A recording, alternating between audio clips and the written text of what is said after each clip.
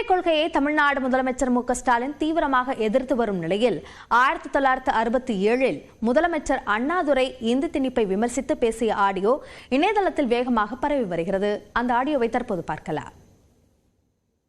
நான் இப்பொழுது எடுத்துச் சொல்லுகிறேன் மொழியை பற்றிய கருத்தை. இப்பொழுது ஆங்கிலமும் தமிழும் நம்மிடத்தில் இருக்கின்ற நேரத்தில் இந்தியை இணைப்பு மொழியாக கொள்ள வேண்டும் என்று நமக்கு அறிவுறுத்துகிறார். பெரியவர்கள் சொல்வதாலே சொல்லுகிறார்கள் என்று மட்டும் சொல்லக்கூடாது, அறிவுறுத்துகிறார்கள் என்றுதான் சொல்ல வேண்டும். அது உண்மையிலே அறிவின்பாற்பட்டதானால் ஏற்றுக்கொள்வதில் தமிழன் எப்பொழுதும் தயக்கம் காட்ட மாட்டான். ஏனென்றால் தமிழன் தான் சொன்னான், யாதும் ஊரே யாவரும் கேளீரன். இதுவாக இருந்தாலும் என்னுடைய நாடுதான், எல்லோருமே என்னுடைய